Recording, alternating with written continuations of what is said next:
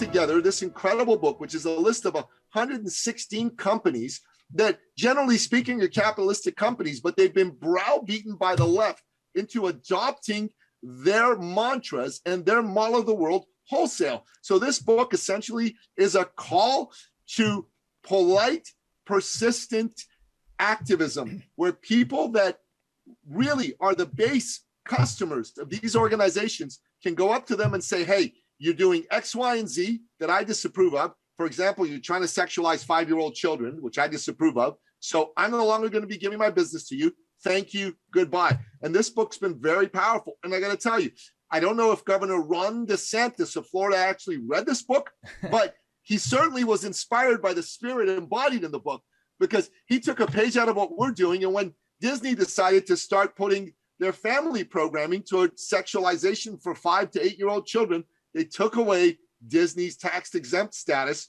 which immediately cost Disney over $1 billion a year. Wow. And that cost Disney over $63 billion in market capitalization. So and other Nicky, companies took notice in the United States, and right now their advisors are telling them, stop being political, stop jumping into issues that are controversial. And many companies that were being kowtowed by the left are no longer going down that path. So it's a small victory, but it is a victory. And for that, I'm very grateful. And, you know, Nicky, I mean, if we can just go back a little bit about why this is a thing with corporations these days, why they are bending their knee to basically a lunatic fringe. And you mentioned Disney. Disney's a great example. We had basically those in the radical transgender community demanding that Disney no longer refer to their guests, their paying customers, that is, as ladies and gentlemen, boys and girls. Now it's friends, you know, so we don't misgender anyone. And what I understand is that people for that and other things, you know, that Disney has promoted recently, they're staying away from the park in droves. You mentioned the DeSantis tax break issue. And what I'm just trying to get to the bottom of here, Nicky, is why? Why is it that a corporation would acquiesce to these people? My theory, it's two-pronged. One, they figure if we agree to their insane demands, they'll leave us alone and go on to company ABC and make life difficult for them. And B, many of the executives, the younger executives, that is, they've been indoctrinated. They've gone through school. They actually believe in this nonsense. Have I got the right picture on what's going on, Nicky? Well, definitely the first part, I 100% agree with you. They're just scared. They're plain afraid of being targeted by folks. They don't believe in standing up for themselves. And that's just a shame because, you know, a lot of corporations go out there and they give everybody this great big song and dance that they stand for things, that they believe in things, and it doesn't matter if it costs them money. Well, that's really not true because they're bending the knee to people because they're afraid. They're not standing up for the values that they truly, maybe privately even believe in, but they think they need to stand up for these values that they don't really buy into. Now, yeah, there are a lot of younger executives that buy into some of this woke ideology, but I believe that number isn't as big as you think. So I'll give you an example of what happened at Netflix. Netflix basically said to their employees that we're going to be bringing in content from conservative and traditional voices. And a whole bunch of their employees just were up in arms and saying, oh my God, you can't do this, or I'm going to stop working here. Well, the head of content at Netflix sent out a very famous internal memo and said, hey, thank you for sharing your views. And Netflix is committed to a diversity of voices in the content that we create. And if you can't abide by that, maybe this isn't the place for you to work any longer. And when he said that, Netflix, which had been losing subscribers at an alarming rate because of their insane commitment to some crazy programming, they had a program that was sexualizing 11-year-old girls. That is a terrible idea. A terrible idea.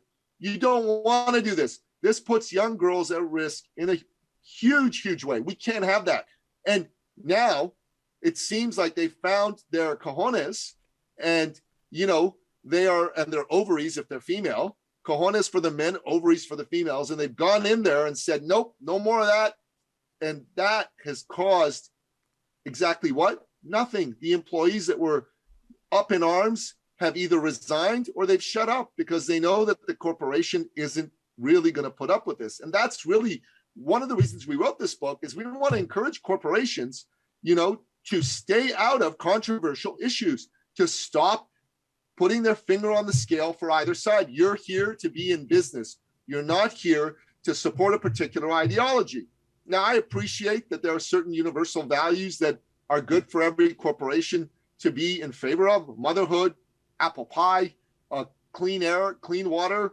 I'm 100% on board with all those things because we can all agree on those. But there are many, many things that they're getting involved in that we don't all agree on. And in fact, the vast majority of their customer base is diametrically opposed to. So look, I have a ton of sympathy for somebody who's going through gender confusion.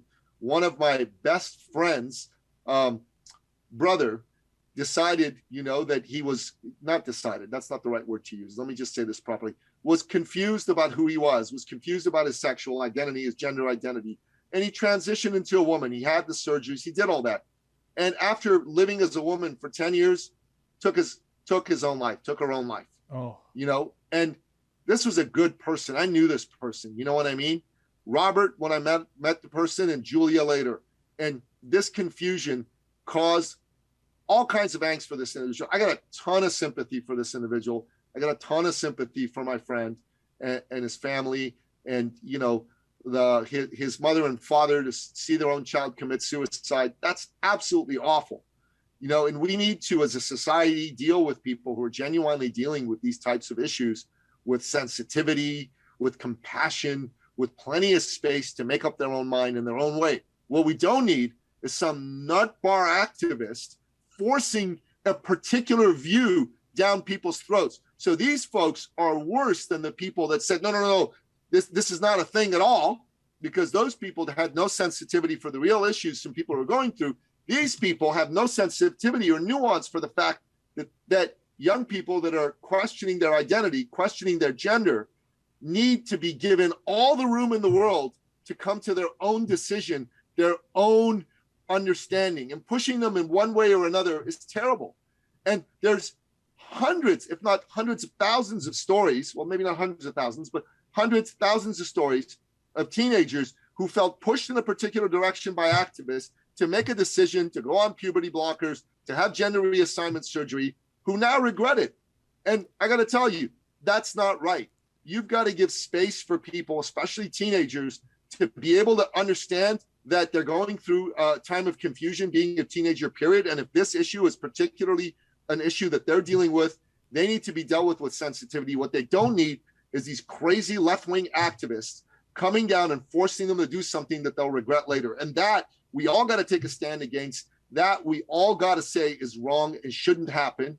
And we definitely need to say that, hey, sexualizing children, any child, is wrong. Until a child is of age, 16, 17, 18 years old, these are not issues that adults should be forcing down their throats. And I'll die on that hill. You know what? As far as I'm concerned, Disney as a corporation has lost all my respect, all my trust. I won't be going to their theme parks because I was planning on doing that. I won't be going to watch their movies.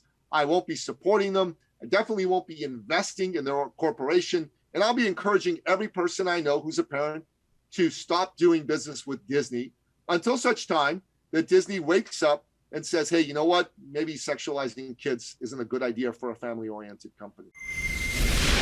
That was an excerpt from my daily TV-style show called The Ezra Levant Show. Each weekday, I do a monologue on the news of the day. Then I interview a fascinating guest. I read some fan mail or hate mail, depends on which I like more. And we end with a video of the day. You can get it all at rebelnewsplus.com.